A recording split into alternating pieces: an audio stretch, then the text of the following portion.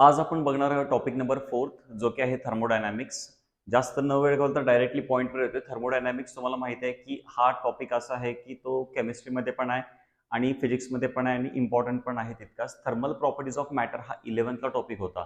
त्याचा थोडासा बेस इथं क्लिअर माहिती असला पाहिजे. जो बेस माहिती असल्यावरती थर्मोडायनामिक्स अगदी चांगलं क्लिअर होईल.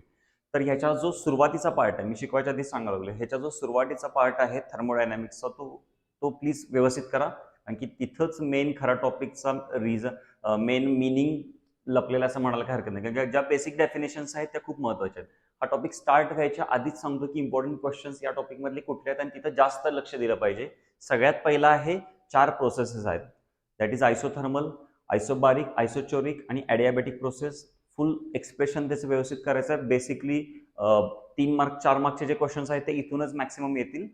त्यानंतर इक्वेशन, त्यानंतर सेकंडली जो मेन पार्ट आहे तो बेसिक छोट्या छोट्या ज्या डेफिनेशन्स आहेत, just like boundary, system, surrounding, isolated system म्हणजे काय, क्लोज सिस्टीम म्हणजे काय, अशा बेसिक लेवलच्या ज्या डेफिनेशन्स आहेत या डेफिनेशन्स खूप इम्पॉर्टंट आहेत, त्या व्यवस्थित कराव्या लागतील. आणि तो पार्ट जर सोडला तर लास्ट पार्ट एक म्हणजे एकूण 3 सेक्शन्स मी ह्याला फेवरेट करून ठेवा लागलोय. एक म्हणजे प्रोसेसेस, आता जे सांगितलं होतं फर्स्टला. सेकंड आहेत ऑल बेसिक डेफिनेशन्स, हे आहेत सेकंडला. आणि थर्ड पार्ट जो लास्ट टॉपिक म्हणजे लास्ट पार्ट आहे या टॉपिकचा, that is Carnot cycle, heat engine, refrigerator आणि स्टर्लिंग सायकल. हे जे 4 क्वेश्चन्स आहेत त्या 4 पैकी एक क्वेश्चन इम्पॉर्टंट आहे, एक क्वेश्चन पडू शकतोय, त्यामुळे तो इम्पॉर्टंट आहे. सो आपण स्टार्ट करूया. थर्मोडायनामिक्स म्हणजे it is a branch of physics. Already आपल्याला ठरलेलं आहे, माहिती आहे आपल्याला की ज्याच्या शेवटी ICS असते ते मेन ब्रांच असते फिजिक्सची. So it is a branch of physics with that deals with the study of that is conversion of energy from one form to another form. म्हणजे कसं असणार आहे की एका फॉर्म मधून दुसऱ्या फॉर्म मध्ये एनर्जीचं कन्व्हर्जन ज्या ब्रांच मध्ये केलं जातं किंवा जिथं तो स्टडी केला जातो त्याला आपण थर्मोडायनामिक्स म्हणणार आहे. मी अजून सेकंड पॉइंटवर यायचं आहे. हाही व्हिडिओ कमीत कमी 1 तासाचा होणार आहे, त्यामुळं लक्ष देऊन व्यवस्थित बघा. हा 1 तास दिल्यानंतर क्लिअर कट मी तुम्हाला शुअरिटी देतो की थर्मोडायनामिक्स मधली जी भीती असेल ती नक्कीच मोडेल. किंवा ज्या स्टुडंटचा थर्मोडायनामिक्स टॉपिक सर थोडासा अवघड जायला लागलाय, नाही कळत आहेत गोष्टी, तर तिथं त्यांच्या गोष्टी क्लिअर होतील. पण व्हिडिओ लास्ट पण बघितला पाहिजे. नेक्स्ट आहे thermal equilibrium. So next thermal equilibrium म्हणजे काय असणार आहे, there is no transfer of heat between 2 bodies. Let's say आता मी हा पेन हातात घेतलेला आहे, तर हा पेनचं टेम्परेचर आणि माझं टेम्परेचर मला असं इक्वल असं वाटतंय. नाही मला हा पेन गार वाटतो किंवा थोडासा हॉट पण म्हणजे गरम पण वाटत नाहीये. त्याचं रिझन आहे की या पेनचं जे टेम्परेचर आहे तेच माझंही टेम्परेचर, म्हणजे आम्ही दोघं आता थर्मल इक्विलिब्रियम मध्ये आहे. थर्मल इक्विलिब्रियम मध्ये असण्यासाठी 2 बॉडीचं टेम्परेचर सेम असणं महत्वाचं आहे. ओके, सो त्याला आपण म्हणणार आहे थर्मल इक्विलिब्रियम. नेक्स्ट आहे इंटरनल एनर्जी. मी म्हणेन की थर्मोडायनामिक्स मधला जो पार्ट आहे यातला इंटरनल एनर्जी असा पार्ट आहे की तो खूपच महत्वाचा या पॉइंटमध्ये. कारण की खूपच ह्याच्यावरती एक्सप्रेशन न्यूमरिकल पुढे तुम्हाला विचारले जाऊ शकतं, त्यामुळे व्यवस्थित बघायचं आहे. इंटरनल एनर्जी म्हणजे काय असणार आहे, energy associated with the random disordered motion of a molecule. आता इंटरनल एनर्जी छानशी कन्सेप्ट समजावून देण्यासाठी मी एक ट्रिक सांगतो, लक्षात ठेवा, किंवा एक टेक्निक सांगतो, लक्षात ठेवा. तुम्ही ज्या रूम मध्ये हा व्हिडिओ बघायला लागलेला आहात त्या रूमचं एक्झाम्पल घ्या. त्या रूम मध्ये लेट्स से एक 101 मॉलिक्युल्स आहेत एअरचे, जे कसे पण रॅन्डमली ओरिएंटेड आहेत.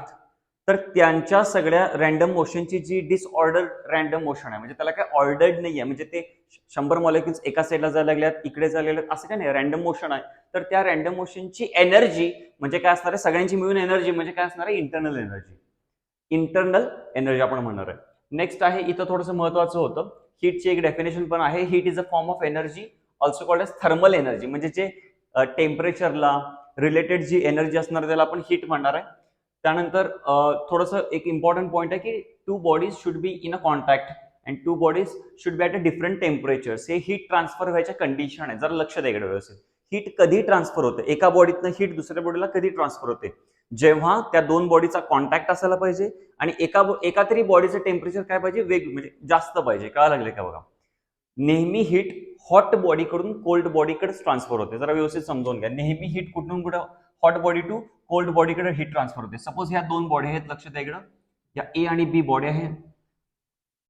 टी ए हे बॉडी एचं टेम्परेचर आहे, टी बी हे बॉडी बीचं टेम्परेचर आहे, आणि कंडिशन दिलंय की T A is greater than T B दिलंय. कंडिशन काय दिलंय, T A is greater than T B. ह्याचा अर्थ असा आहे की temperature of A body is greater than temperature of B body. तेव्हाच हीट कुठनं कुठे ट्रान्सफर होणार आहे, ए टू बी ट्रान्सफर होणार. हीट कुठनं कुठे ट्रान्सफर होणार, ए टू बी ट्रान्सफर होणार. तर ए टू बी ट्रान्सफर करायचं असेल हीट, तर दोन बॉडीचं टेम्परेचर डिफरंट पाहिजे, म्हणजे एकाचं तरी जास्त पाहिजे. नंबर 1 ची कंडिशन आहे. दुसरी कंडिशन आहे दोन बॉडीचा कॉन्टॅक्ट पाहिजे, चिकटलेल्या पाहिजेत एक बॉडी, म्हणजे कॉन्टॅक्ट पाहिजे. समजा लागले का बघा. सो हे इथं दिलेलं आहे. त्यानंतर झिरोथ लॉ तुम्हाला माहिती आहे. झिरोथ लॉ 1 मार्कांसाठी खूपच इम्पॉर्टंट क्वेश्चन आहे आणि तो बऱ्याचदा प्रिलियम मध्ये भरपूर सारे विचारायला पण गेलेला आहे zeroth law. So zeroth law मध्ये तुम्हाला माहिती आहे जर 3 बॉडीज असतील, आता ते लक्षात कसं ठेवायचं जरा लक्षात इकडे. सो ते एक्सप्लेन करण्यासाठी लक्षात इकडे. सपोज या 3 बॉडीज आहेत 1 2 3 किंवा ए बी सी या 3 बॉडीज आहेत. सो ए आणि बी थर्मल इक्विलिब्रियम मध्ये आहेत. इफ काय म्हणणार A and B are in thermal equilibrium. Thermal equilibrium मध्ये म्हणजे काय की त्या दोघांचं टेम्परेचर कसं आहे सेम आहे. If A and B are in thermal equilibrium and B and C are in thermal equilibrium, म्हणजे बी अँड सी पण कशा थर्मल इक्विलिब्रियम, म्हणजे काय झालं की ए ही बी शी थर्मल इक्विलिब्रियम मध्ये आहे, बी ही सी शी थर्मल इक्विलिब्रियम मध्ये आहे. तर ए आणि सी ह्या ऑटोमॅटिक थर्मल इक्विलिब्रियम मध्ये येतील. म्हणजे आपल्याला सांगताना हेच बोलायचं आहे की if 2 bodies R in thermal equilibrium with a third body, दोन कुठल्या पण बॉडीची की त्या दोन बॉडी तिसऱ्या बरोबर थर्मल इक्विलिब्रियम मध्ये आहेत, तर त्या 3 बॉडी एकमेकांची ऑटोमॅटिक थर्मल इक्विलिब्रियम मध्ये असतील. हे तुम्हाला झिरोथ लॉ मधून कळते. हे तुम्हाला कुठून कळते? झिरोथ लॉ मधून कळते. त्यानंतर असणार आपल्याला वर्कची डेफिनेशन बघायचे. Work is a mechanical energy to increase और डिक्रीज द व्हॉल्यूम. ऍक्च्युली वर्कची जी डेफिनेशन आहे ती कपॅसिटी, म्हणजे एनर्जीची कपॅसिटी टू डू वर्क आहे आणि परत पॉवर टू डू वर्क म्हणजे वर्क असणार आहे किंवा पॉवर अपॉन टाइम वगैरे असणार आहे. पण या टॉपिकसाठी वर्क कधी होते हे समजून घ्या. हे खूप महत्वाचं आहे. हे जे मी बोलायला लागलो ते व्यवस्थित समजावून घ्या. ह्याचं मी एक्सप्लेनेशन पण देणार आहे 2 मिनिटांमध्ये, फक्त लक्ष द्या. वर्क म्हणजे या टॉपिकसाठी एकतर व्हॉल्यूम वाढला पाहिजे किंवा व्हॉल्यूम कमी झाला पाहिजे, तर आणि तरच वर्क झालंय. या टॉपिकसाठी समजून घ्या. थर्मोडायनॅमिक्स मध्ये वर्क कधी होतंय? जेव्हा व्हॉल्यूम वाढणार आहे किंवा कमी होणार आहे. मग ते पॉझिटिव्ह असेल निगेटिव्ह असेल त्याच्याशी आपल्याला आता सध्या तरी घेणं देणं नाही, आपण बघायच्या टॉपिक मध्ये पुढे गेला. पण इतकं लक्षात घ्या की वर्क कधी होतंय. मग वर्कचा एक बेसिक फॉर्म्युला ते डिझाईन करून ठेवलेला आहे या टॉपिक मध्ये. W is equal to P delta V, that is P V2 minus V1. W is equal to P delta V, that is P V2 minus V1. V म्हणजे change in volume आहे. एक छानसं example समजण्यासाठी let's आपण मी इथे एक diagram समजावून सांगायला लागलो, लक्ष द्या इकडे व्यवस्थित. सपोज एक पिस्टन आणि सिलेंडरचं अरेंजमेंट वाली मी डायग्राम घेतलेलं आहे इथं. ओके, आता आपण इथं परत एकदा सिलेंडर पिस्टनचे अरेंजमेंट बघूया. इथं पिस्टन दिसायला लागले तुम्हाला. जे पिस्टन ऑलरेडी जे इनिशियल इथं सपोज ह्याच्या आत एक गॅस ठेवलेला आहे आपण. गॅसचा जो इनिशियल व्हॉल्यूम आहे तो V1 आहे आणि लेट्स से या पिस्टनवरती आपण एक फोर्स लावलेला आहे. ऍक्च्युली हे एक्झाम्पल आपण नेक्स्ट बघायचंच आहे, पण स्टील आता समजावून सांगण्याचं रिझन आहे की इंटरनल एनर्जी आणि वर्क डनला कसं रिलेटेड करते हा पॉईंट लक्षात ठेवा. की सपोज ह्याच्यावरती मी फोर्स लावलेला आहे, तर फोर्समुळे इथला व्हॉल्यूम डिक्रीज होईल. सपोज हे पिस्टन नंतर जाऊन ही पोझिशन अचीव्ह करेल.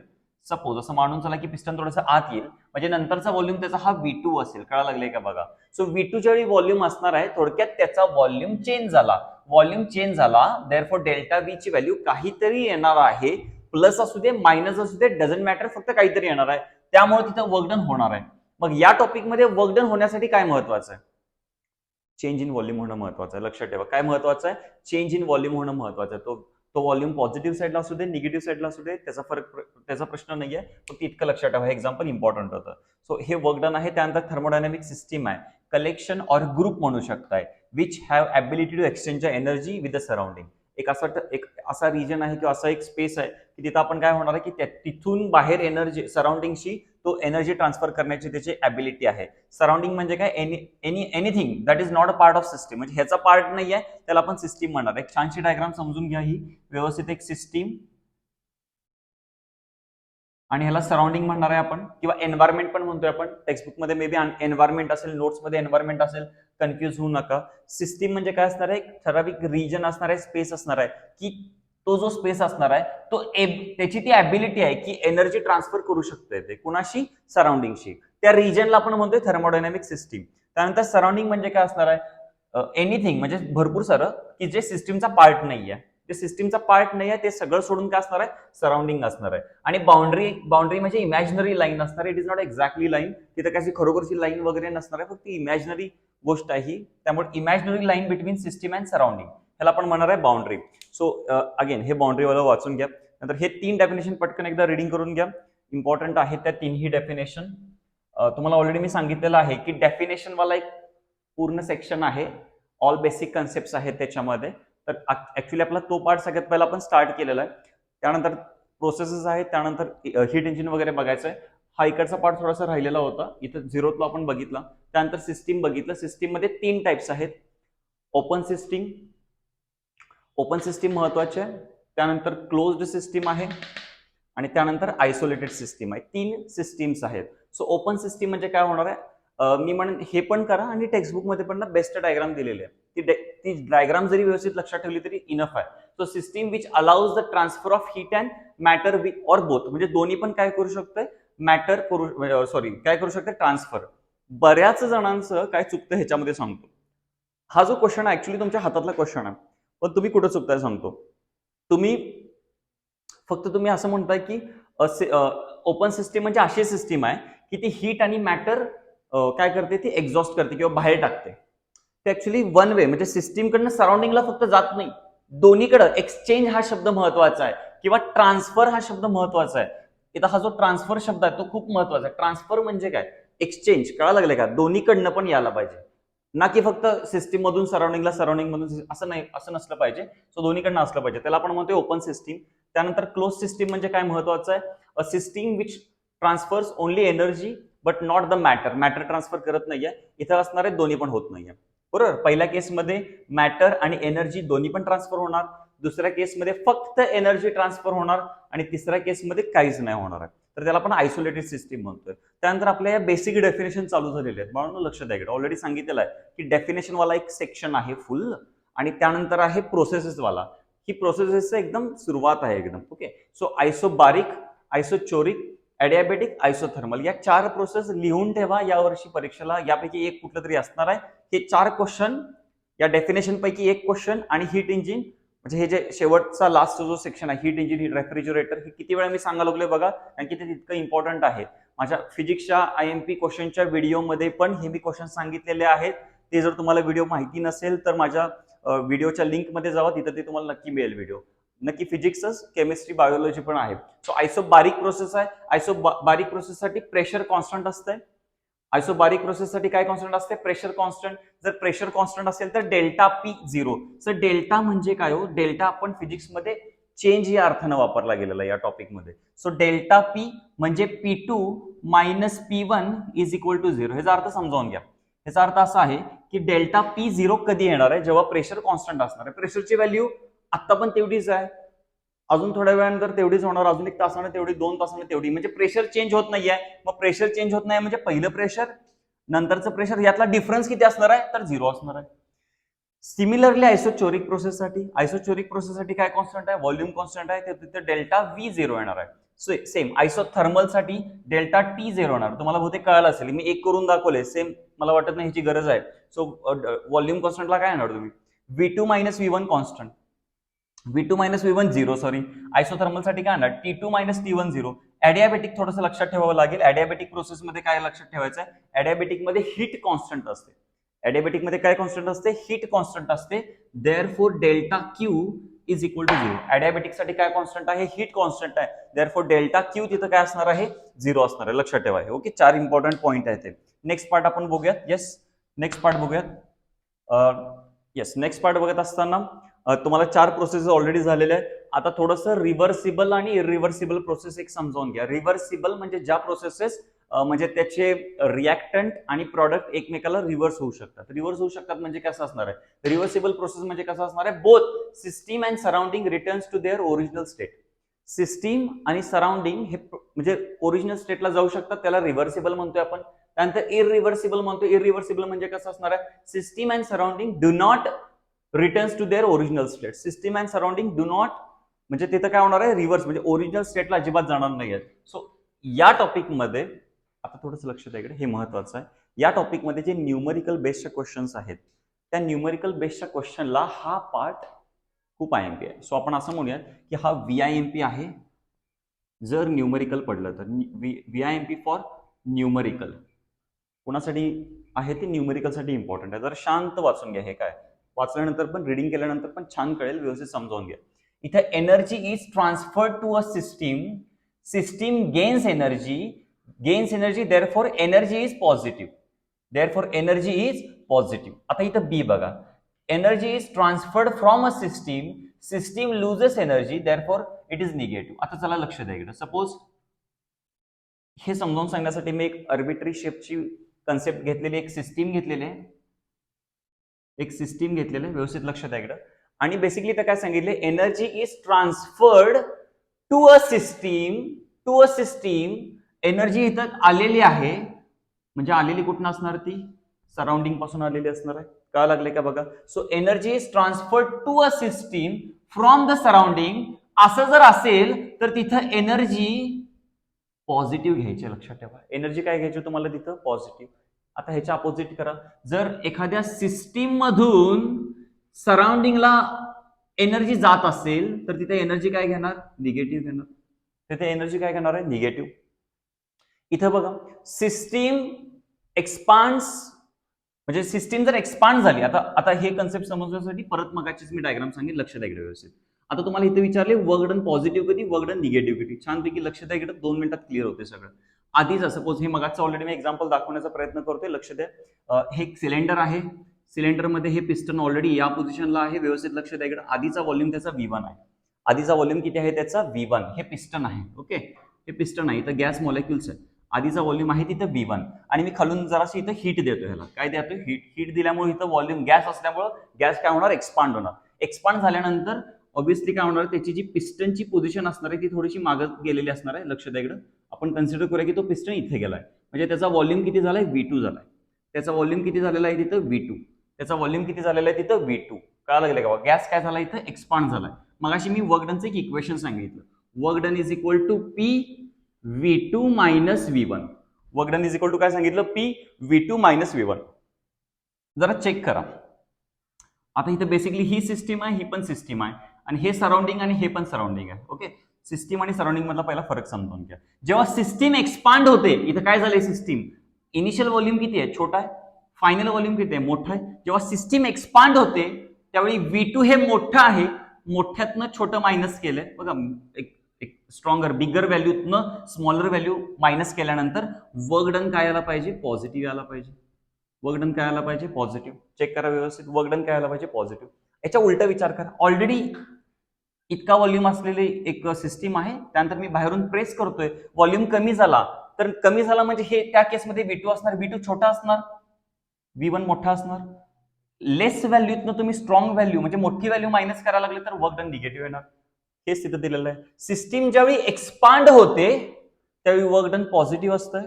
सिस्टीम ज्यावेळी कॉम्प्रेस होते त्यावेळी वर्क डन काय असते, निगेटिव्ह असते. या दोन गोष्टी व्यवस्थित समजावून घ्या.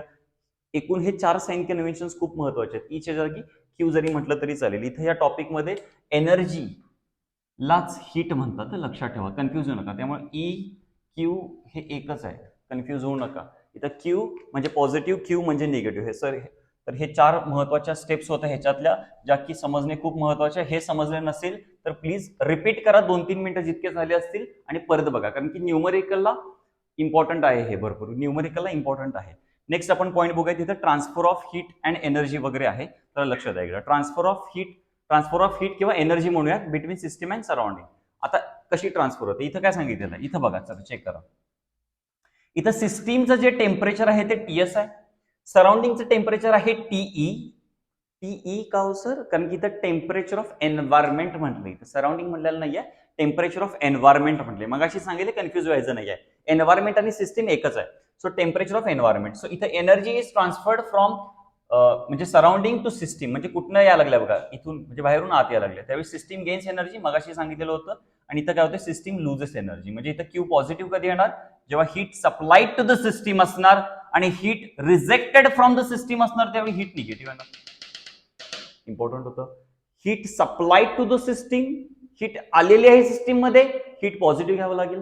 हीट सिस्टीम मधून सराउंडिंगला गेलेले आहे, निगेटिव्ह घ्यावं लागेल. चेक करा व्यवस्थित, दोन गोष्टी. ओके, इथं त्याचं एक एक्झाम्पल दिलेलं आहे, रिलेशन बिटवीन इंटरनल एनर्जी आणि हीट. इथं चेक करा, इथं ओरिजिनल एक पिस्टन टाईप आपण अरेंजमेंट घेतलेली आहे. त्यानंतर एक 200 डिग्री सेल्सिअस त्याचं टेम्परेचर आहे, 100 डिग्री सेल्सिअस आहे, आणि ह्याचं एक्सप्लेनेशन इथं व्यवस्थित दिलेलं आहे, व्यवस्थित चेक करून घ्या. नेक्स्ट आहे internal energy and work. Internal energy and work मध्ये चेक करा, इथं ऑलरेडी या टाईपमध्ये एक गॅस घेतलेला आहे, त्याचं व्हॉल्यूम इतकं आहे, प्रेशर लावलेला आहे, फोर्स लावलेला आहे, त्यामुळे ह्याचा व्हॉल्यूम रिड्यूस झालेला आहे. तर रिड्यूस झाल्यानंतर काय होईल, इफ वर्क इज पॉझिटिव्ह म्हणजे काय होते तिथे एक्सपान्शन, मगाशी सांगितलेलं आहे, जर एक्सपान्शन झालं तर work done positive, work is done by the system, temperature decreases, internal energy decreases. हे महत्वाचं होतं. तुम्हाला हे माहिती होतं की जर एक्सपांड झालं तर वर्क डन पॉझिटिव्ह असते का निगेटिव्ह असते, कारण तुम्हाला हे आता माहिती झालं की जर एक्सपांड झालं तर इंटरनल एनर्जी डिक्रीज होते, इंटरनल एनर्जी डिक्रीज होते. एक छानसं एक्झाम्पल समजावून सांगण्यासाठी लक्ष द्या इकडे. सपोज मी तो गॅसचा मॉलिक्यूल आहे जो त्या रूमच्या आत आहे, डोकं लावा जरा, लॉजिक लावा व्यवस्थित. त्या रूमच्या आत आहे, माझ्यासारखे एक 10 मॉलिक्यूल आहे तिथं, आणि बाहेरून कुठं तरी कॉम्प्रेशन चालू आहे. कॉम्प्रेशन चालू आहे म्हणजे काय होईल, माझं इथं म्हणजे मी व्हायब्रेट व्हायला चालू होईल, पण मला जागाच नाही आहे व्हायब्रेट व्हायला. कळा लागले का, कारण की ऑलरेडी तुम्ही व्हॉल्यूम कमी कमी कमी करत आलाय, पण मला जागाच नाही आहे व्हायब्रेट व्हायला. त्यामुळं आतली जी एनर्जी म्हणजे इंटरनल एनर्जी इन्क्रीज होणार. कळा लागले का बघा, आतली म्हणजे कुठली एनर्जी, इंटरनर्जी इन्क्रीज होणार. ह्याच्या उलट विचार करा, आता व्हॉल्यूम एक्सपांड व्हायला लागलाय, व्हॉल्यूम एक्सपांड होताना मला भरपूर वेळ आहे किंवा मला स्पेस आहे भरपूर ट्रॅव्हल करायला, म्हणजे त्या पूर्ण सिस्टीमच्या आत, त्यामुळे इंटरनल एनर्जी तिथे डिक्रीज असणार. हे लॉजिक लावा, इम्पॉर्टंट होतं. त्यानंतर हे 2 इम्पॉर्टंट पॉईंट होते. नेक्स्ट बघूयात आपण. नेक्स्ट बघत असताना इथं फर्स्ट लॉ ऑफ थर्मोडायनामिक्स आलेला आहे. तुम्हालाही माहिती आहे फर्स्ट लॉ, जो मगाशी सांगितलेला आहे की न्यूमरिकल साइन कन्व्हेन्शन्स वरती इम्पॉर्टंट आहे, पण त्या साइन कन्व्हेन्शनचे जे आउटपुट आहे, फर्स्ट लॉचे जे आउटपुट आहे तिथं ते लावा, म्हणजे ते साइन कन्व्हेन्शन इथं आपल्याला पुट करावे लागतात. सो फर्स्ट लॉ मध्ये महत्वाचं लक्षात ठेवा, Wien energy is supplied, part of energy is used to increase the internal energy and remaining is used to do work. लक्षात ठेवा, हे इम्पॉर्टंट होतं. हेच एक चांगलं एक्झाम्पल अजून समजवण्यासाठी आपण एक रेल्वे इंजिनचं एक्झाम्पल घेऊयात. रेल्वे इंजिनचं एक्झाम्पल आपल्याला नेक्स्ट कार्नोट इंजिनमध्ये पण घ्यायचंच आहे, फक्त आताच ते लक्षात घ्या, कारण की एका एक्झाम्पलवरती 2 फेनॉमिनन कसे किंवा 2 कन्सेप्ट कसे लक्षात ठेवायचे एकाच एक्झाम्पलवरती हे लक्षात ठेवा. सपोज आपण एक रेल्वेच्या त्या मेन इंजिनच्या डिपार्टमेंटच्या त्या पूर्ण त्या जागेत आहे, आणि आपल्या इथं आहे कोळसा, ठीक आहे, कोल आहे, चारकोल आहे, चारकोल आपण ते तिथं इंजिनमध्ये पुट करतोय, त्या चारकोलचं कंबशन व्हायला लागले, म्हणजे आपण काय द्यायला लागलोय, चारकोल म्हणजे हीट एनर्जी असते त्याच्यात, माहिती आहे ना तुम्हाला, हीट एनर्जी द्यायला लागलोय त्याला. त्या एनर्जीमुळे काय होणार आहे की तो जे काय स्टीमचं काम करेल आणि इंजिन पुढे जाईल, म्हणजे इंजिन काय करेल, वर्क करेल काहीतरी. कळा लागले का बघा, पण ते डायरेक्ट वर्क करणार, घातल्या लगेच जाणार आहे काय, नाही. समजा एक एक्झाम्पल समजून घ्या की एक प्रॉपरली ते हीट जे स्टीम इंजिन असते किंवा जे हीट इंजिन असते तिथलं रेल्वेतलं, ते वर्क करायला असं समजून चला, एक ॲज्युम करा की 100 किलोग्रॅम कोळसा टाकायला पाहिजे. मी 10 किलोग्रॅम टाकल्यावरती जाणार आहे का ते, नाही. म्हणजे ते 10 किलोग्रॅम टाकल्यानंतर का बरं असं नाही ना होणार की तिथे वर्क होणार नाही, पण तिथं असं नाही ना होणार की जी आपण हीट दिलेली होती, एनर्जी दिलेली होती, त्याचं काहीच झालं नाही. त्याचं होणार की काय होणार, इन्क्रीज इन इंटरनल एनर्जी. कळा लागलंय का बघा, मी 10 किलोग्रॅम टाकतोय तिथं त्या इंजिनमध्ये, 10 किलोग्रॅम नाही, इंटरनल एनर्जी इन्क्रीज होणार, पण वर्क करायला काय व्हायला पाहिजे, इंटरनल एनर्जीच्या बियॉन्ड एनर्जी त्याला द्यायला लागते. हेच बऱ्याच जणांना समजत नाही, लक्षात ठेवा. हेच स्टुडंटचा मेन डाऊट आहे, लक्षात ठेवा. फर्स्ट लॉ थर्मोडायनामिक्स सगळे पाठ करतात, रटून जातात, पण हे लॉजिक समजत नाही न्यूमरिकल मध्ये. समजलेलं आहे का बघा. आता लेट्स से मला अजून एक बेस्ट एक्झाम्पल समजून घेऊयात. आता लेट्स से मला इथून माझ्या बॉडीचं डिस्प्लेसमेंट करायचं असेल, मला इथून डिस्प्लेस करायला मानून चला की एक 50 न्यूटनचा फोर्स लावते, 50 न्यूटनचा, 25 न्यूटन फोर्स लावलेला आहे, 25 न्यूटनला मी डिस्प्लेस नाही होणार, पण याचा अर्थ असा नाही की हा जो 25 न्यूटनचा फोर्स लागलेला आहे ह्याचा माझ्या बॉडीवर काही परिणामच होत नाही. परिणाम होणार जर तुम्ही गॅस असाल तर काय होणार, तुमच्या बॉडीवरती कॉम्प्रेशन व्हायला लागले, म्हणजे तुमची इंटरनल एनर्जी इन्क्रीज व्हायला लागल्या. समजा लागले का बघा, मग सांगितलं इंटरनल एनर्जी काय होणार, पहिला इन्क्रीज होणार, आणि आता सहन होत नाहीये, आता मग मात्र वर्क व्हायला पाहिजे. सो देअरफॉर इथं काय होणार आहे, वर्क डन. समजा लागले का बघा, जे तुम्ही हीट देताय सगळ्यात पहिला त्याचं इंटरनल एनर्जी वाढणार, म्हणजे डेल्टा यू. ऍक्च्युली सांगायचं विसरलो, इंटरनल एनर्जी इथं यू या डिनोटेशन वापरतात, हे ऑलरेडी तुम्हाला माहिती होतं. क्यू आणि डब्ल्यू, इंटरनल एनर्जी यू न दाखवते आपण, यू प्लस डब्ल्यू. काय लागलंय का बघा, जो की इम्पॉर्टंट आहे. माझं रिक्वेस्ट आहे की अजिबात पाठ करू नका, हे असंच लक्षात ठेवा जे मी सांगितलेलं आहे ते. So we know that. आता तुम्हाला इथं थोडंसं एक्सप्रेशन टाईप आहे, मगाचं जे एक्सप्रेशन आलं ते कसं आलं ते त्याचं एक्सप्लेनेशन आहे. सो वर्क डन, डीडब्ल्यूचा formula F into D X, small displacement घेऊयात आपण इथं. बेसिक प्रेशरचा फॉर्म्युला असतो force upon area, force is equal to pressure into area. D W is equal to, check करा इथं डीडब्ल्यू इज इक्वल टू काय येणार आहे, इथं एफच्या जागी आपण पी इंटू ए टाकणार आहे. एफच्या जागी काय टाकणार आहे आपण इथं, पी इंटू ए. एफच्या जागी पी इंटू ए टाकल्यानंतर काय होईल, P A into dx, P A into dx. So इथं A dx area into displacement काय होणार, चेंज इन व्हॉल्यूम डीव्ही होणार. का लागले का बघा. सो हे होतं छोटं work done, smaller work done. Main calculate करायचं असेल तर तुम्हाला इंटिग्रेशन करावं लागते. Work done is equal to integration P dV. So W is equal to P constant आहे बाहेर, इथं होणार आहे V2 मायनस V1, इथं होणार आहे V2 मायनस V1. इथं VF मायनस VI लिहिलेलं आहे, हे पण चालेल आणि हे पण चालेल, दोन्ही पण चालते. P into V2 minus V1. त्यानंतर इथं आहे मेकॅनिकल इक्विलिब्रियम. त्यानंतर नेक्स्ट पॉईंट आपला मेकॅनिकल इक्विलिब्रियम, महत्वाचाच पॉईंट आहे, लक्ष द्यायला. सो अगेन हा पार्ट मी त्या डेफिनेशन वाल्या सेक्शन मध्ये पुन्हा पुट करतोय, मेन एक्सप्रेशन मध्ये नाही. सो मेकॅनिकल इक्विलिब्रियम मध्ये महत्वाचं it is when no unbalance forces are there at the time pressure is constant. लक्षात ठेवायचं मेकॅनिकल इक्विलिब्रियमला प्रेशर कॉन्स्टंट असतं. इथं केमिकल इक्विलिब्रियम मध्ये केमिकल रिएक्शन्स आर कॉन्स्टंट किंवा केमिकल रिएक्शन्स होत नाहीये तिथं काही. त्यानंतर थर्मल इक्विलिब्रियम म्हणून आहे, थर्मल मध्ये नावातच आहे टेम्परेचर इज युनिफॉर्म और कॉन्स्टंट. ओके. सो आता एक्सपान्शन वाली केस एक समजावून घेऊयात. सो एक्सपान्शन वाली केस समजून घ्यायच्या आधी प्लीज पहिला डायग्राम थोडीशी समजता घ्यायचा प्रयत्न करा, व्यवस्थित समजून घ्या. जरा चेक करा 1-2 मिनिटं. तिथं प्रेशर कुठून कुठं आलेलं आहे, व्हॉल्यूम कुठं कुठून आलेलं आहे, जरा चेक करा व्यवस्थित.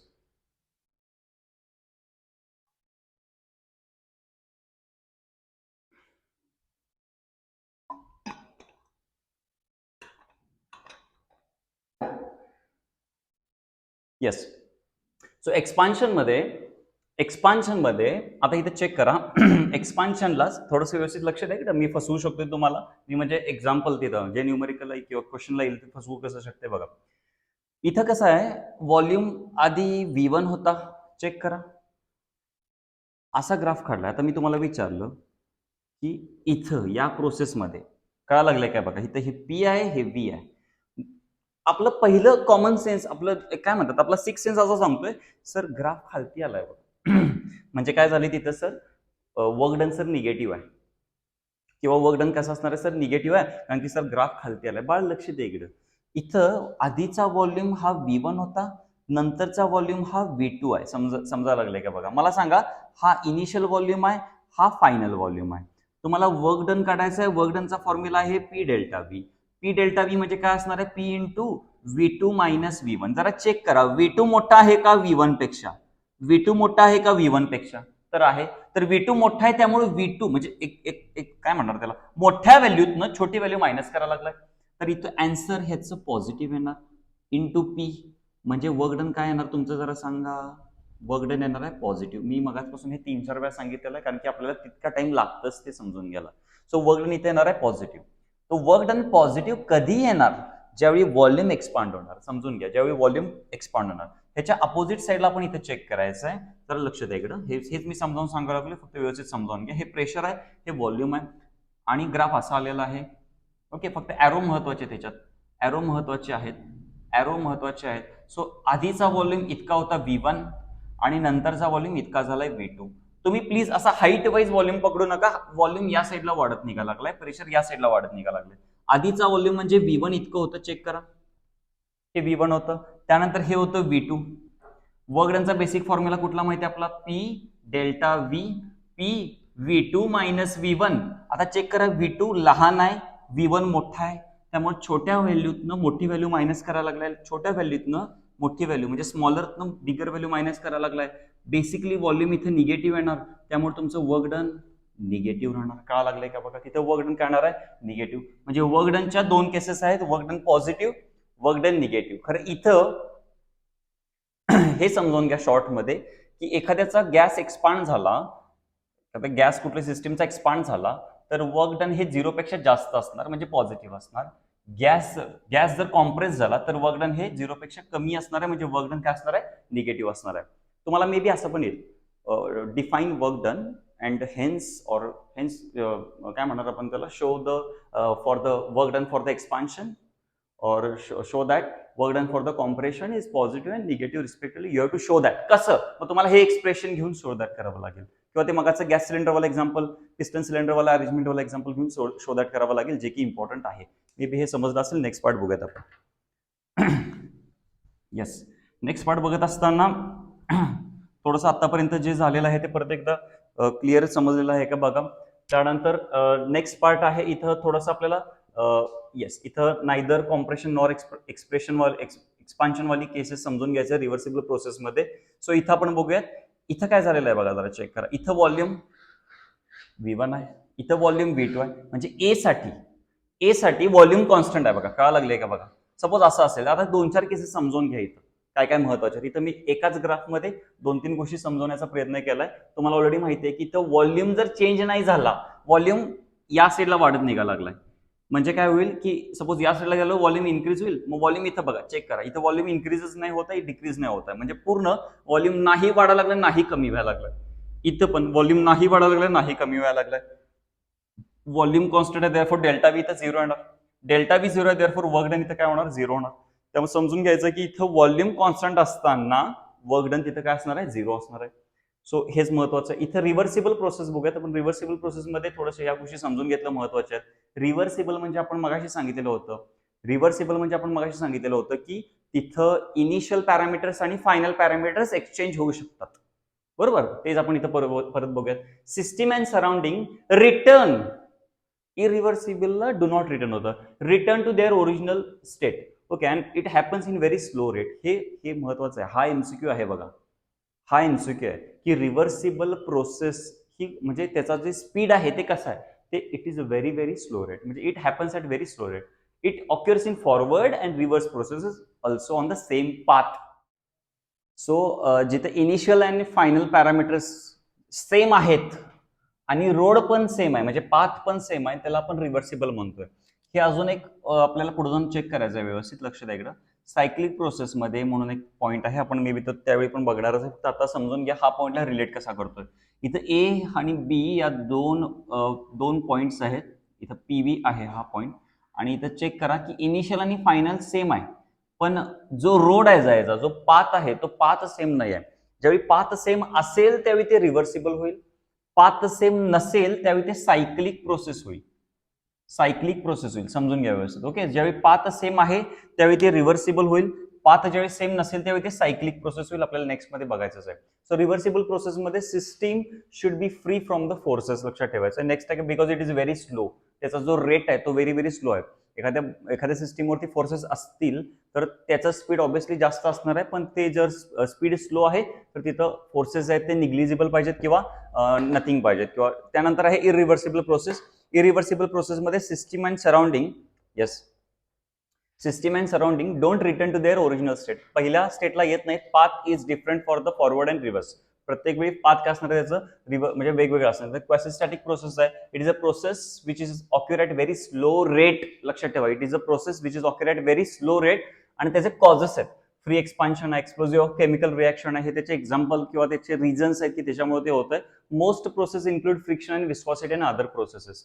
त्यानंतर आयसोथर्मल आपल्याला इथं आलेला आहे. आता आयसोथर्मल, आता जरा चेक करा. इथून पुढचे जे पार्ट आहे तो आपला सेकंड सेक्शन मी मगाशी जो सांगत होतो की फर्स्ट आहे डेफिनेशन वाला, बेसिक कन्सेप्ट वाला. नंतर आहे 4 प्रोसेसचे जे इम्पॉर्टंट एक्सप्रेशन्स आहेत ते, त्यापैकी एक हे स्टार्ट झालेलं आहे आयसोथर्मल. सो आयसोथर्मल मध्ये टेम्परेचर कॉन्स्टंट असते. PV = nRT. हे सगळ्यांना माहिती आहे. PV = nRT हे आयडियल गॅस इक्वेशन आहे.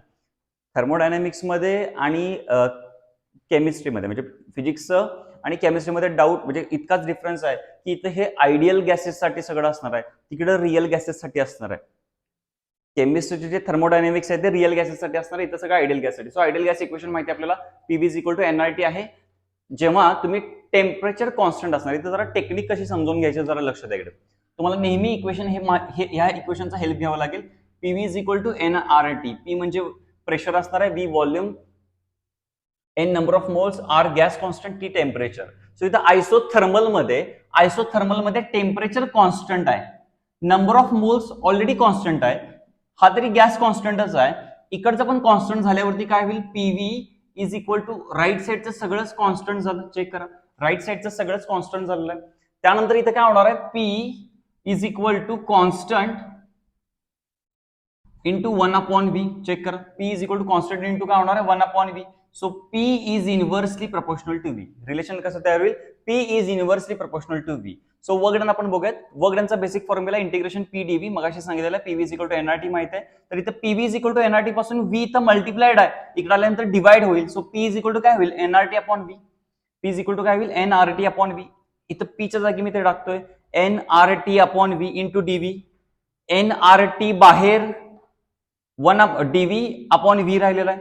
मग तुम्हाला माहिती आहे integration of 1 upon X dx is equal to log X असते. माहिती आहे आपल्याला हे integration of 1 upon X dx काय असते, लॉग एक्स.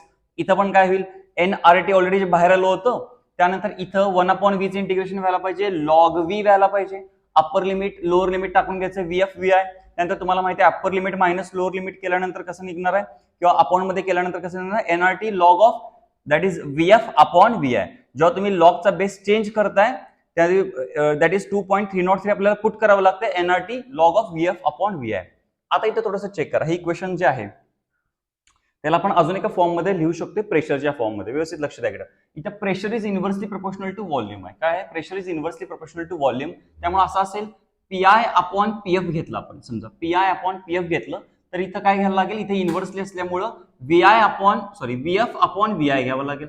त्यामुळे इथं व्हीएफ अपॉन व्हीआय च्या जागी आपण काय लिहू शकतोय, पीआय अपॉन पीएफ. त्यामुळे हे इक्वेशन आपण कसं लिहू शकतोय, nRT log of PI upon PF. हे दोन्ही पण इक्वेशन लक्षात ठेवा. असं नाही की बाबा एकच इक्वेशन केलं म्हणून एकाच इक्वेशन वरती क्वेश्चन येणार, असं नाहीये. इथं दोन्ही पण इक्वेशन्स हे लक्षात ठेवायला पाहिजे, कारण की pressure is inversely proportional to volume आहे. इक्वेशन व्हॅरी करू शकते. नेक्स्ट पॉईंट आपण बघूया. नेक्स्ट प्रोसेस आपण बघूयात आयसोबारिक प्रोसेस. आयसोबारिक प्रोसेसला प्रेशर कॉन्स्टंट असते. इथं आयसोचोरिक प्रोसेस आहे, आयसोचोरिक प्रोसेसला व्हॉल्यूम कॉन्स्टंट असते. दोन्हीही इम्पॉर्टंट आहेत. इथं थोडंसं लक्ष दिलं पाहिजे. इथं म्हणजे असं रेग्युलर एकदा दोनदा वाचलं बाबा लक्षात राहिलं असं नाही होणार, इथं लक्ष दिलं पाहिजे व्यवस्थित. सो आयसोबारिक प्रोसेस बघायची आपल्याला. आयसोबारिक प्रोसेसमध्ये प्रेशर कॉन्स्टंट आहे, वर्क डनचा ऑलरेडी फॉर्म्युला माहिती आहे, पी डेल्टा व्ही किंवा P into V F minus V I. V2 minus V1 पण चालेल. So P is equal to nRTF minus T असं पण चालेल. So nRTF minus T. इथं काय होतंय बघा, जरा लक्ष द्या इकडं. बेसिकली वर्क डन म्हणजे change in internal energy. Change in internal energy ही थोडीशी आत्तापुरती पाठ करून ठेवा. का, कारण की इथं एक्सप्रेशन ह्याच्यामध्ये प्रत्येक ठिकाणी delta U is equal to nC dT असणार आहे. So nC dT change in temperature म्हणजे काय असणार आहे, टीएफ मायनस टी आहे. त्यानंतर क्यूच आपल्याला बेसिक फॉर्म्युला म्हणजे फर्स्ट लॉ ऑफ थर्मोडायनामिक्स मध्ये आपल्याला झालेला आहे, Q is equal to delta U plus W. काय असणार आहे, Q is equal to delta U plus W. Delta U काय जरा बोला, एनसीव्ही टीएफ मायनस टी आहे प्लस डब्ल्यू आता झालेला आहे nRTF मायनस टी आहे. हे इक्वेशन मध्ये चेक करा, दोन्हीतून एन कॉमन काढलंय आणि टीएफ मायनस टी आहे कॉमन काढलंय. सो आतमध्ये काय राहील, सीव्ही प्लस आर. चेक करा काय राहील, C V plus R. So Q times of N C P T F minus T आहे. So C P minus C V is equal to R. आपल्याला हे मेयर्स रिलेशन मध्ये मागच्या टॉपिक मध्ये थर्ड टॉपिक मध्ये आपल्याला झालेलं आहे. C P minus C V is equal to R किंवा C P is equal to C V plus R. हे इथं पुट केल्यानंतर क्यूचं इक्वेशन फायनली काय बनेल, N C P T F minus T आहे. सिमिलरली आयसोचोरिक प्रोसेस मध्ये व्हॉल्यूम कॉन्स्टंट असेल, इथं चेक करू शकताय. व्हॉल्यूम कॉन्स्टंट आहे इथं. हे आयसोबारिकचा ग्राफ आहे, इथं प्रेशर कॉन्स्टंट आहे. जे कॉन्स्टंट असतंय त्याच्या अपोजिट जे असते त्याला म्हणजे त्याला पॅरलल लाईन कायम येते ग्राफ मध्ये, लक्षात ठेवा. सो इथं आयसोचोरिक प्रोसेस मध्ये delta V is equal to 0 आहे, W is equal to P dV असणार आहे. इथे चेंज इन व्हॉल्यूमच नाही आहे, कळायला लागले का बघा. इथं व्हॉल्यूम ना इन्क्रीज झालाय ना डिक्रीज झालाय, म्हणजे जो आधी व्हॉल्यूम होता तोच नंतर व्हॉल्यूम आहे. देअरफॉर चेंज इन व्हॉल्यूम किंवा change in volume is 0. Therefore इथं 0 टाकल्यानंतर सगळंच हे वर्क डन 0 होईल. वर्क डन 0 टाकल्यानंतर delta Q is equal to delta U. Delta U already मी सांगितलेलं होतं की N C V delta T part करून ठेवा. सो इथं क्यूचं इक्वेशन ते येईल. याच्यानंतर आपल्याला चेक करायचं आहे ॲडियाबॅटिक प्रोसेस. ॲडियाबॅटिक प्रोसेस मध्ये मात्र वर्क डन होईल, कारण की तिथं वर्क डन कॉन्स्टंट तिथं हीट कॉन्स्टंट असते. सो इथे चेक करा, इथं आपण ग्राफ दिलेला आहे. हा ग्राफ समजावून घ्या. आयसोथर्मलला पण ग्राफ आहे, तो ग्राफ आणि हा ग्राफ दिसायला सेम दिसतोय, पण थोडाफार फरक आहे, तो आपण नेक्स्ट बघायचाच आहे. ॲडियाबॅटिक प्रोसेस मध्ये वर्क डन जे आहे W is equal to integration of Vi to Vf P dV. Basic equation आहे, हे पार्ट झालं पाहिजे आतापर्यंत. PV raise to gamma is equal to constant असणार आहे. थोडंसं इथे लक्ष द्यायचं आहे, इथं लक्ष द्यायचं आहे. आपण आयसोथर्मलला P is inversely proportional to V होतं. आयसोथर्मलला काय होतं, P is inversely proportional to V आणि P V is equal to constant. लक्ष द्यायचं इथं, P V is equal to constant. हे इक्वेशन होतं आयसोथर्मलला. इथं काय चेंज व्हायला लागले, ॲडियाबॅटिकला P V raise to gamma is equal to constant यायला लागले. P V raise to gamma is equal to constant. आता ही इक्वेशन कसं आलेलं आहे ह्याचं पण आपल्याला थोडंफार एक्सप्लेनेशन आहे, इथं लक्ष द्या इकडे व्यवस्थित. त्यानंतर इथे चेक करायचं आहे वर्क डनचा जो फॉर्म्युला आहे तो C into integration V I to V F that is D V आणि अपॉन काय येणार आहे व्ही रेस टू गॅमा येणार आहे. सो व्ही रेस टू गॅमाचे इंटिग्रेशन काढत असताना परत हे इक्वेशन येईल फायनली. त्यानंतर वर्क डनच्या ह्याच्यामध्ये हे जेव्हा आपण एक्सपांड करणार आहे ते जरा व्यवस्थित लक्ष द्या इकडे. व्ही रेस टू गॅमा आहे, इथे इंटिग्रेशन काढायचं आहे. तुम्हाला माहिती आहे हे वरती घेतलं तर मायनस गॅमा होणार. मग मायनस गॅमाचं इंटिग्रेशन काय होते, minus gamma plus 1 upon minus gamma plus 1. इथे इंटिग्रेशनचं लिमिट टाकले V I V F. Check करा काय टाकले इथं, व्ही आय व्ही एफ. इथं 1 मायनस गॅमा म्हणजे मायनस गॅमा प्लस 1 म्हणजे काय असते, 1 मायनस गॅमा. इथं 1 मायनस गॅमा बाहेर काढले इथं. त्यानंतर हे V raise to that is 1 minus गॅमाचं आहे फक्त. आता इथं अप्पर लिमिट लोअर लिमिट टाकल्यानंतर ही इक्वेशन बनेल. P V raise to gamma is equal to constant आहे. So P1 V1 raise to gamma, P2 V2 raise to gamma. तसंच PI VI raise to gamma, PF VF raise to gamma. ही इक्वेशन्स टाकल्यानंतर आपल्याला final equation कसं मिळेल, work डनचं 1/1 minus gamma PF VF minus PI VI. Equation last पर्यंत. आता हे एका फॉर्म मधलं झालं. जर तुम्हाला एनआरटी मधलं पाहिजे तर हे equation W is equal to NR TI minus TF 1 minus gamma. हे दोन्ही इक्वेशन्स इम्पॉर्टंट आहेत. सो नेक्स्ट आपण बघूयात सायक्लिक प्रोसेस आहे. सायक्लिक प्रोसेस बघत असताना तुम्हाला माहिती आहे मगाशी आपण थोडंफार याचं इंट्रोडक्शन पण बघितलेलं होतं. सायक्लिक प्रोसेस आणि रिव्हर्सिबल प्रोसेसमध्ये काय चेंज आहे. रिव्हर्सिबल प्रोसेसमध्ये जे पॅरामीटर्स असतात ते तेच असतात, फक्त पाथ रोड चेंज होत. रिव्हर्सिबल प्रोसेसला तोच असतो, सायक्लिक प्रोसेसला पाथ रोड चेंज होतोय. आपण मगाशीच बघितलेलं होतं. सो सायक्लिक प्रोसेसची एक बेस्ट डायग्राम आहे, ह्याच्यातून चांगलं एक्सप्लेनेशन कळतंय. सपोज हा पॉईंट ए आहे, हा बी आहे. सो ए टू बी ही प्रोसेस व्हायला लागली, अशी प्रोसेस व्हायला लागली, बी टू ए ही प्रोसेस व्हायला लागल्या. Due to this system returns to its original state. हे आलंच पाहिजे, मगाशी पण आलं होतं. पण ह्याच्यामध्ये फरक आहे की इथं पाथ डिफरंट असणार आहे, तिथं पाथ सेम असणार आहे. तिथं म्हणजे रिव्हर्सिबल प्रोसेसला initial and final states are same, तिकडे पण तेच असणार आहे. Total internal energy is 0, Q is equal to W. Work done मात्र थोडंसं चेंज होईल. वर्क डन हे पाथ डिपेंडंट असतं. ऍक्च्युली हा पॉईंट पण महत्वाचा आहे, जरा लक्ष द्या इकडे व्यवस्थित. वर्क डन हे पाथ डिपेंडंट कसं असतं जरा लक्ष द्या इकडे. मी तुम्हाला 2 डायग्राम काढून दाखवायला लागलोय, सिंपल डायग्राम आहे, जरा लक्ष द्या इकडे. सो या 2 डायग्राम मध्ये 1 नंबरची सायकल अशी आहे आणि 2 नंबरची सायकल अशी आहे. आता तुम्ही जर चेक केला ए टू बी 2 नंबरची सायकल अशी आहे. ओके, तर या दोन्हीमध्ये वर्क डन वेगवेगळा असणार आहे. वर्क डन म्हणजे काय असणार आहे, या सायकलच्या खालती जो अंडर एरिया येणार आहे तो एरिया म्हणजे इथं वर्क डन असणार आहे, एरिया अंडर द सायकल. इथं जर चेक केलं तर इथं वर्क डनचा जो ग्राफ असणार आहे तो असा काहीतरी असणार आहे. इथं वर्क डन मोठा आहे, तर तुम्हालाही माहिती आहे की इथं वर्क डन जास्त झालंय, इथं वर्क डन कमी झालंय. त्यामुळे वर्क डन वेगळं असणार आहे. जरी इनिशियल आणि फायनलचे पॅरामीटर जरी सेम असले तरी वर्क डन वेगळं असते, कारण की वर्क डन हे पाथ डिपेंडंट आहे. क्वेश्चन जर समजा तुम्हाला असा आला की show that work done is path dependent, त्यावेळी ह्या 2 डायग्राम जरी काढल्या आणि एक्सप्लेन जरी केलं तरी पण म्हणजे ते चांगलं आयडियल आन्सर होईल त्याच्यासाठी. त्यामुळे लक्षात ठेवा ह्या 2, हे जे काय 2 आता मी ग्राफ काढले होते ते इम्पॉर्टंट होते, लक्षात ठेवा. त्यानंतर आहे येस, नेक्स्ट आपण बघूया. सायक्लिक प्रोसेस झालेलं होतं, एक्सपान्शन वगैरे होत नाहीये इथं. नेक्स्ट आहे इथं हीट इंजिन, जो की आता तुम्हाला माहिती आहे बऱ्यापैकी लास्ट पार्ट पर्यंत आपण आलेलो आहे. 4 प्रोसेस आपण कव्हर केल्या, त्याच्या आधी डेफिनेशन्स कव्हर केल्या. आता आपण हीट इंजिन आणि बाकी सगळ्या गोष्टीकडे बघणार आहे व्यवस्थित. इथला हा जो पार्ट आहे तो पण अगेन इम्पॉर्टंट आहे, लक्ष देऊन करावं लागेल. सो हीट इंजिनचं बेसिकली काम आहे, heat engine are the devices that transfers heat energy into work or mechanical energy. हीटचं वर्क होणार त्याला आपण म्हणणार हीट इंजिन.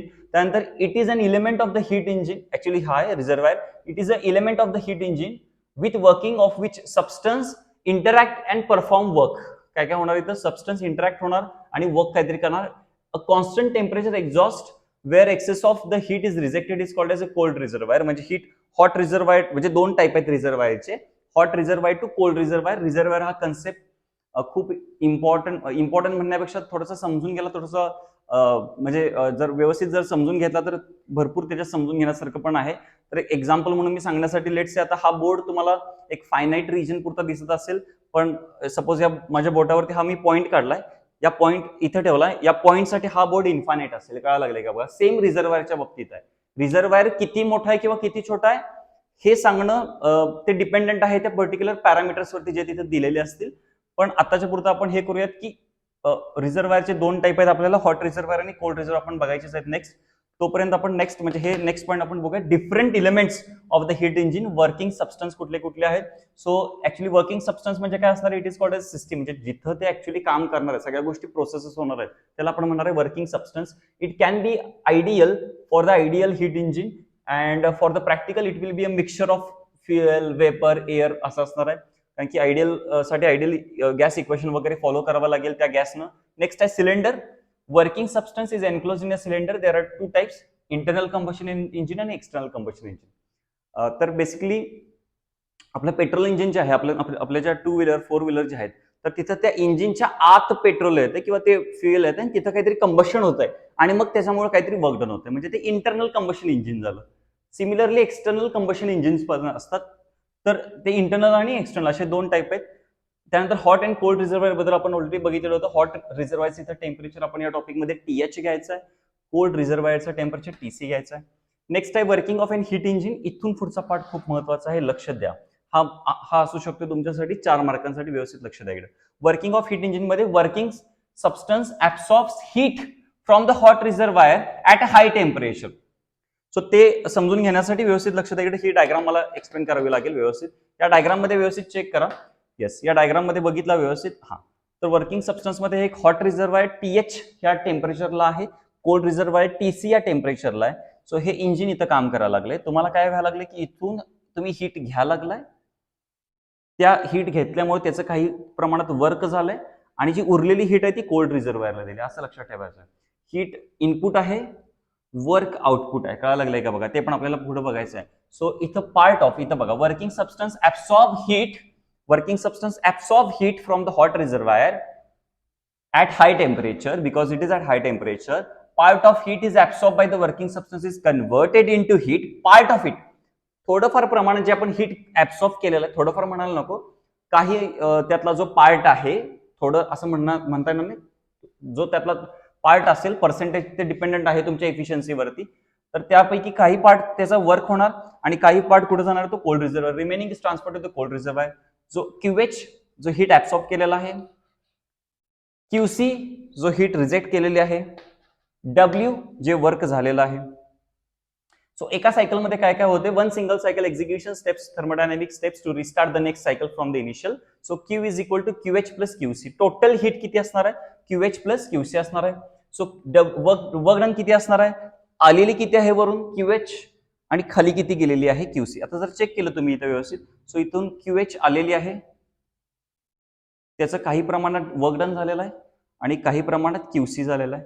म्हणजे जी आलेली होती QH ते वर्क डन प्लस QC असणार किंवा QC प्लस वर्क डन असणार आहे. चेक करा व्यवस्थित. W इज इक्वल टू, आता इथं जर तुम्ही मॉड वगैरे टाकला तर कसं होईल, W is equal to QH plus QC होईल. मॉड टाकल्यावर हे मायनस वगैरे निघून जाईल. सो हे इक्वेशन दोन्ही पण इम्पॉर्टंट होते वन सायकलसाठी, एका सायकलसाठी इम्पॉर्टंट आहे. नेक्स्ट इथं बघत असताना नेक्स्ट पॉईंट आपल्याला आहे, आता हीट इंजिनचा जो पार्ट होता तो इम्पॉर्टंट होता. हॉट रिझर्वायर, कोल्ड रिझर्वायर हे दोन्ही कन्सेप्ट इम्पॉर्टंट होते. त्यातून हॉट मधून कोल्ड मध्ये आपण येत असताना तिथं आता नेक्स्ट पार्ट आहे त्यातला इफिशियन्सीचा. इफिशियन्सी म्हणजे माहिती आपल्याला आउटपुट अपॉन इनपुट. आउटपुट इथं वर्क डन आहे, आउटपुट असणार आहे QH मायनस QC. जर मॉड टाकलात तर upon QH that is input. आता तुम्हाला माहिती आहे की हे ओके, इथं इफिशियन्सीचा फॉर्म्युला हा इम्पॉर्टंट आहे. आता हीट इंजिन बघणार आहे आपण. हीट इंजिन मध्ये ह्या 4 मेन स्टेप्स आहेत, व्यवस्थित लक्ष द्या इकडं.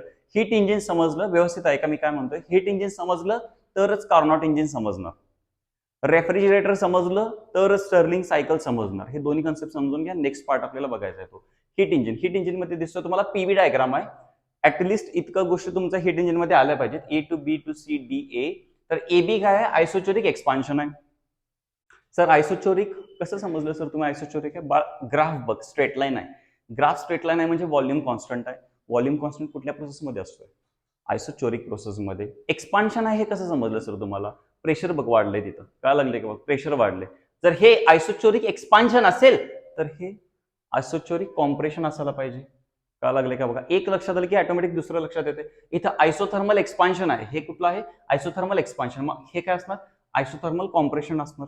सो या 4 स्टेप्स महत्वाच्या होत्या. Pressure increases, temperature increases, internal energy is positive, work done is 0. हे सगळ्या गोष्टी इम्पॉर्टंट होत्या इथं, ह्या इथं मेन्शन झाल्या पाहिजेत.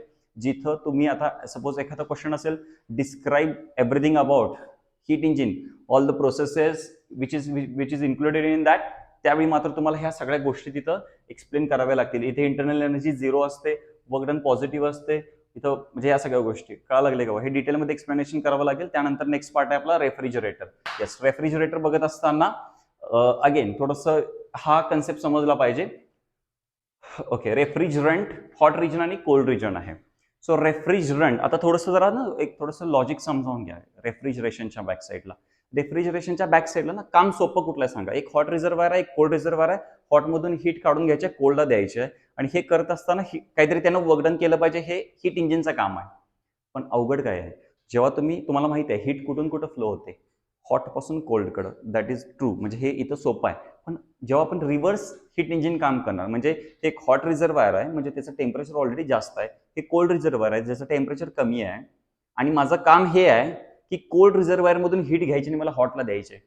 मग हे कोणतरी करायला पाहिजे ना, म्हणजे इथं सिस्टीम वरती वर्कडन यायला पाहिजे, काहीतरी ह्याच्यावरती वर्कडन. मग अशी वर्कडन ह्याच्यात म्हणजे त्या हीट मधून बाहेर जात होतं. आता इथं वर्कडन केलं पाहिजे की जेणेकरून इथनं हीट इकडे गेली पाहिजे. बघा, हे तुमच्या थोडंसं आतापर्यंत जे नॉलेज तुम्ही घेतलं त्याच्या अपोजिट सांगते हे, की तुमची हीट आता कुठनं कुठं घालवायचे, कोल्ड रिझर्वायर कडनं हॉट रिझर्वायर कडनं, म्हणजे कमी टेम्परेचर कडनं जास्त टेम्परेचर कडनं हीट ट्रान्सफर करायचे.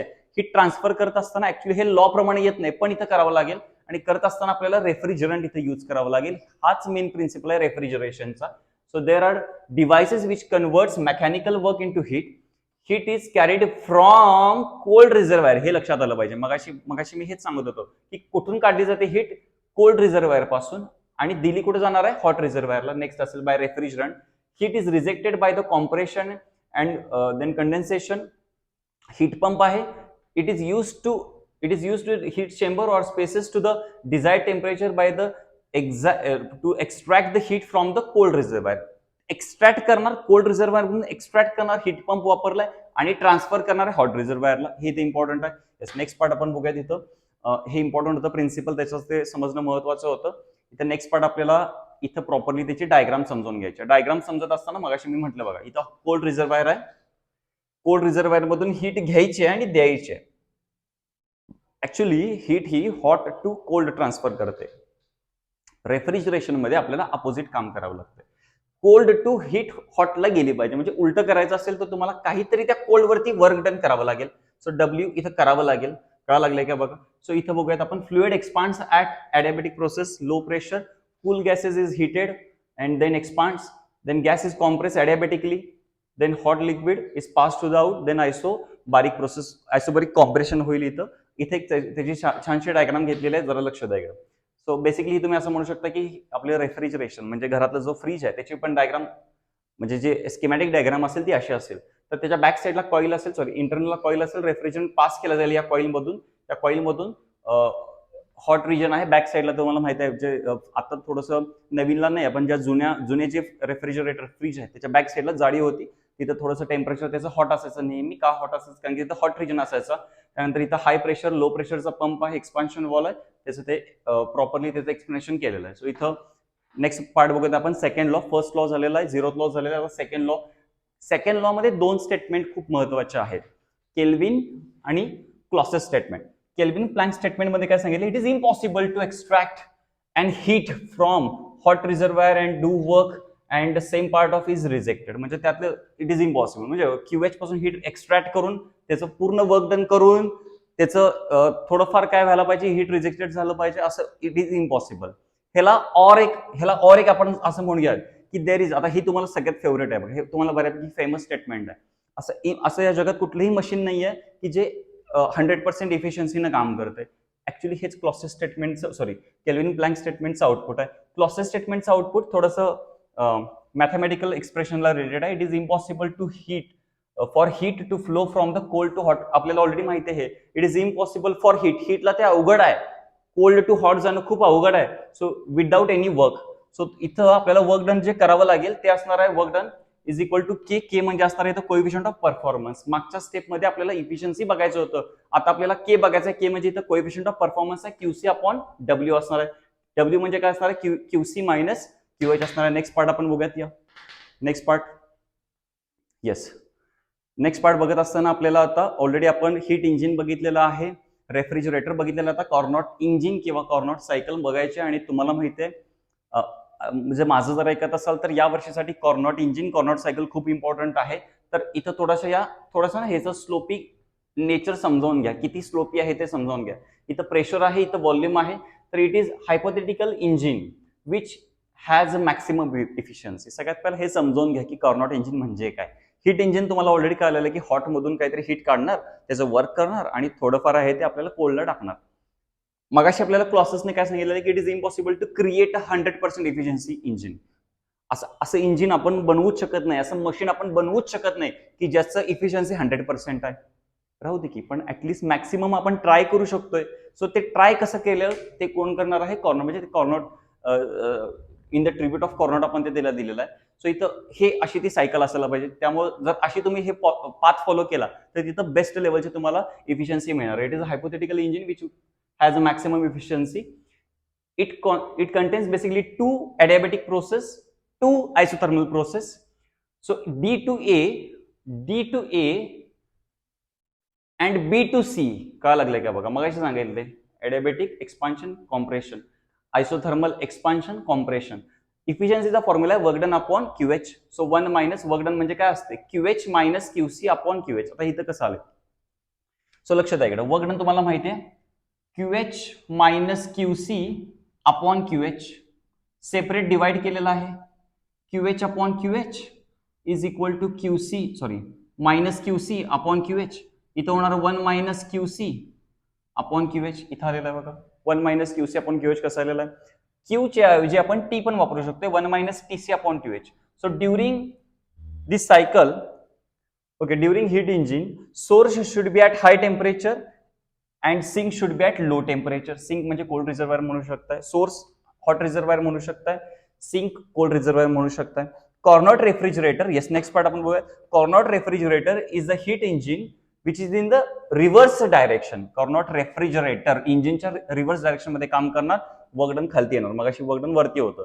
So QC upon W, similarly हे उलट होणार आहे TC minus TH upon TC. Next part आपण बघूयात.